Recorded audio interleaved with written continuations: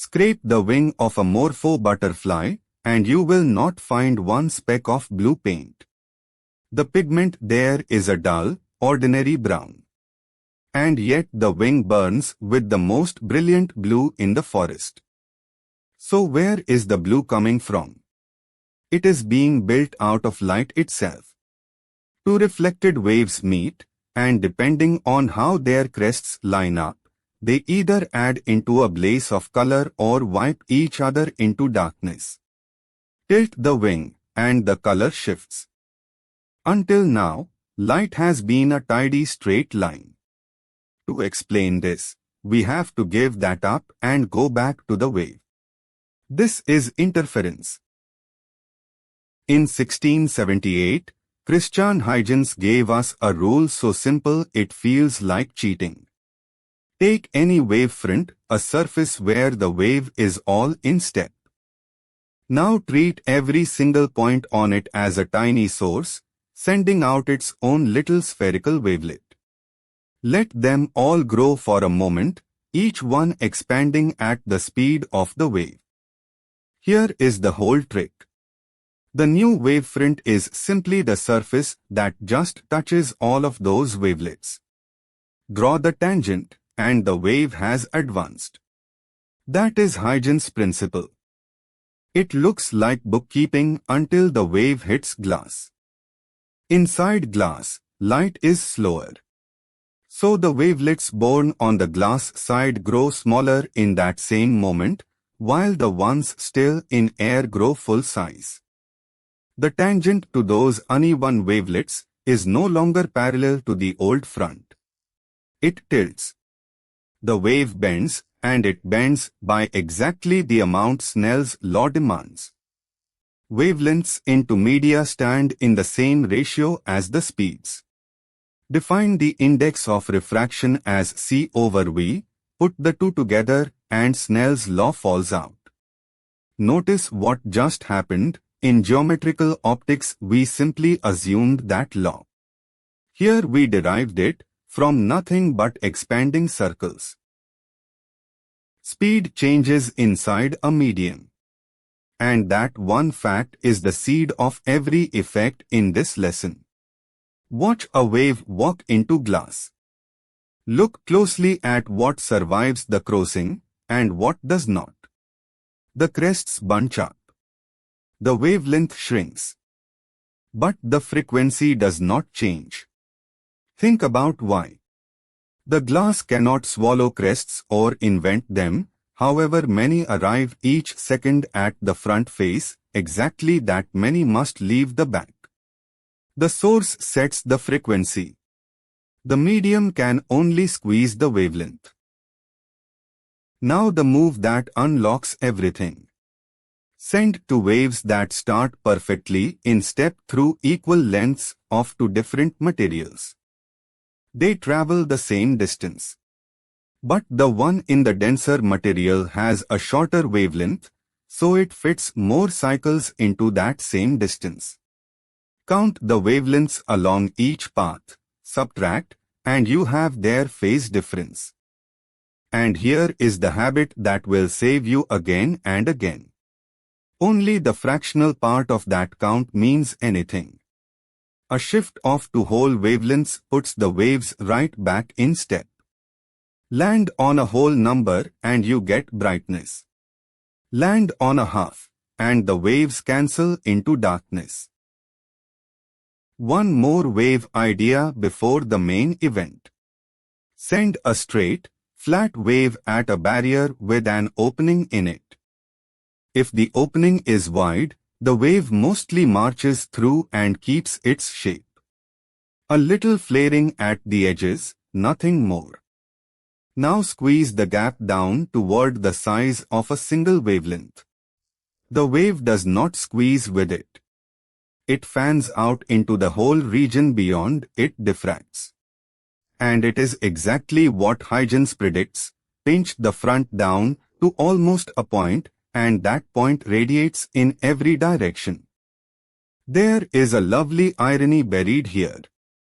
Try to pin light into a perfect ray by squeezing it through a tiny hole, and you get the opposite, it spreads more than ever. That is where geometrical optics dies, and where interference begins. 1801. Thomas Young takes one beam of a single color, passes it through a pinhole so it becomes one clean source, and then lets that light fall onto slits, side by side. Each slit diffracts, so each one throws a fresh wave across the room.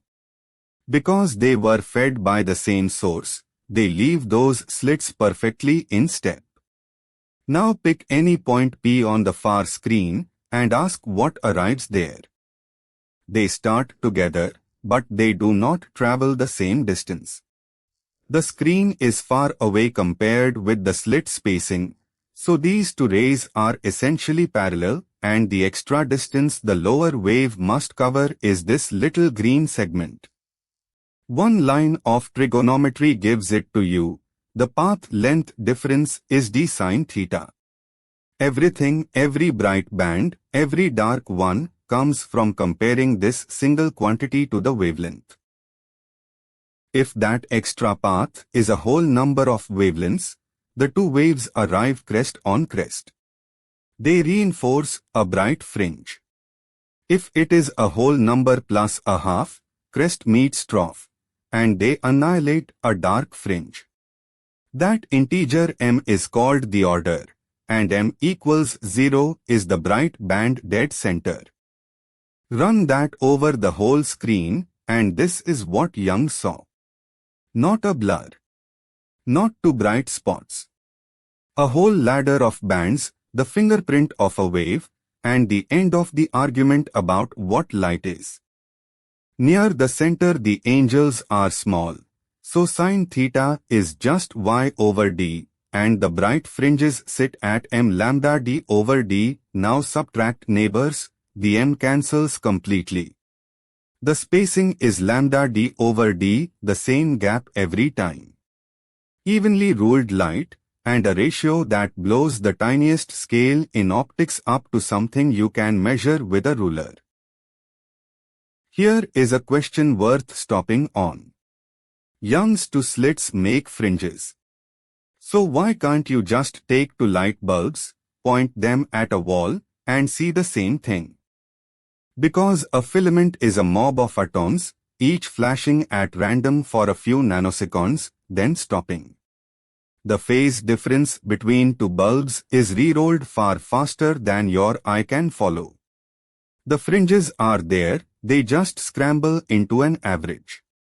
You see plain, even light. So the requirement is not brightness. It is coherence, a phase relationship that stays put. Young got it by feeding both slits from one source. A laser gets it because its atoms emit in lockstep. Sunlight is partly coherent. That faint speckle on your fingernail in bright sun is interference, happening right now. Now, how bright is the screen at some angle in between? Add the two electric fields. The clean way is phasors. Draw each wave as an arrow of length E0, turned by the phase difference phi, and lay them tip to tail. The closing arrow is the answer. Its length is 2E0 times the cosine of half the phase. Watch it as phi opens up. When the arrows align, it is at its longest. When they point opposite ways, it vanishes to nothing. Intensity goes as amplitude squared, so the brightness is 4I0 cosine squared of half phi, and phi is just 2 pi over lambda times that path difference we already found. And now the honest question. The peaks reach 4I0 4 times one slit. Did interference create energy? No. Look at the average across the screen.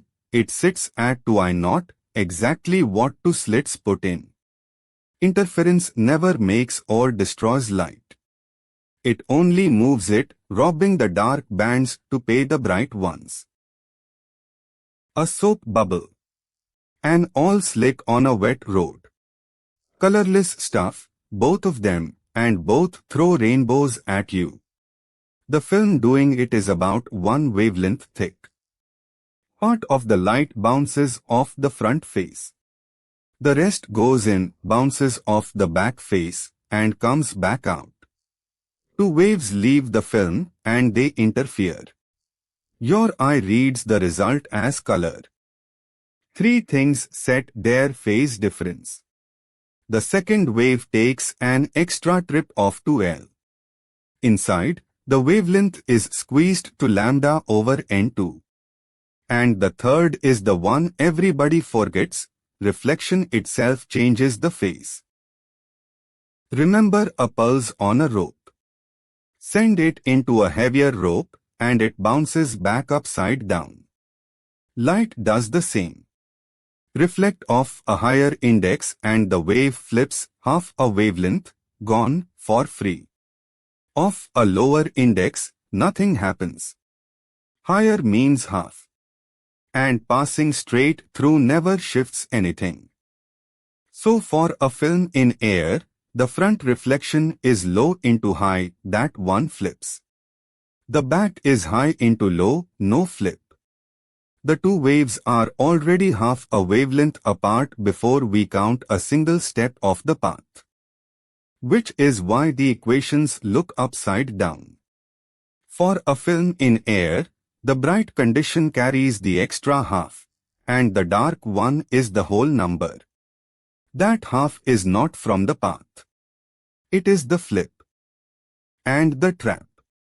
If both surfaces flip, or neither does, those 2 equations trade places. So never reach for a formula first. Nearly every mistake in this section starts by skipping that step. Now hang a soap film vertically. It drains, thin at the top, thicker at the bottom, and every thickness gives its own verdict: bright here, dark there. In white light, each wavelength rules at a different depth, and you get the drifting rainbow of a bubble. But watch the very top, just before it pops. There the film is far thinner than a wavelength, so the path contributes nothing. Only the flip is left, and the film goes black in bright light. Turn that around, coat a lens so the 2 reflections cancel, and you have killed the glare. That is an anti-reflection coating. One instrument turns all of this into a ruler. Michelson's interferometer, 1881. A beam splitter cuts 1 wave into 2. Each half runs down its own arm, bounces off a mirror, and comes back to recombine. The 2 round trips differ by 2d to minus 2d1. Nudge one mirror by just half a wavelength, and the round trip changes by a full wavelength. The whole pattern jumps by 1 entire fringe. You can see a shift you could never measure with a ruler. Slide a thin slab of thickness L into one arm, and the wavelength count changes by this. Count the fringes sweeping past, and out comes a thickness, measured in wavelengths of light. Michelson expressed the standard meter this way. It won him the Nobel Prize in 1907, and it is the ancestor of how we define the meter today. Let's use it. Green light of 546 nanometers, 2 slits a tenth of a millimeter apart, screen half a meter away. How far apart are the bright fringes?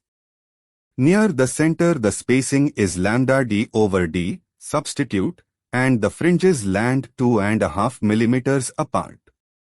Comfortably visible. Second one. 2 waves start in step. One crosses air, the other an equally thick strip of plastic. How far out of step do they come? Count the extra wavelengths along the plastic path. That gives 2.84 wavelengths. Now throw away the 2 whole wavelengths, put the waves right back where they started. What is left is 0.84 of a wavelength, and that is close to 1, not to a half. So these waves arrive nearly in step, and you would see a fairly bright spot. One warning, take that decimal from the answer in wavelengths, never from a value in radians. Third, a water film in air, 320 nanometers thick, lit by white light. Which color comes back brightest? Shift table first, always. Air into water is low into high, so the front reflection flips. Water back into air does not. The shifts differ, so the bright condition is the one carrying the half. Solve for lambda, 851 nanometers, divided by m plus a half. Now work the orders. M equals 0 gives 1700 infrared. M equals 2 gives 340 ultraviolet. Only M equals 1 lands in the visible band at 567 nanometers. The film glows yellow-green. Last one, and it is the one that catches people. Coat glass with magnesium fluoride to kill the reflection at 550 nanometers. What is the thinnest coating that works? Build the table. Air into the coating higher, so it flips. But the coating into glass, 1.38 into 1.5, is also higher. That one flips too. Both waves flip. Equal shifts cancel out, and the equations swap round from the soap film. So the path has to do all the work, an odd number of half wavelengths. Take m equals 0 and the thickness is lambda over 4n2, 99.6 nanometers. A quarter wave layer, measured inside the coating the film on every camera lens you own. Step back, and this whole topic collapses into one idea. Every single result hangs off a phase difference, and a phase difference is just a path difference, measured in wavelengths. A medium changes the wavelength. Two slits turn the path difference into fringes, evenly spaced. Phasors turn it into an intensity. And a thin film turns it into color. Different pictures. One engine. 3 habits and you will not get lost. Count in wavelengths, keep only the fraction, and convert to radians last. For 2 slits, find d sin theta first. And for a thin film, write the shift at each surface before you touch a formula. Do those 3, and the rest is bookkeeping. We got here by treating each slit as a single point. Next time, we admit that slits have width, and that one honest correction cracks the whole thing open into diffraction. See you there.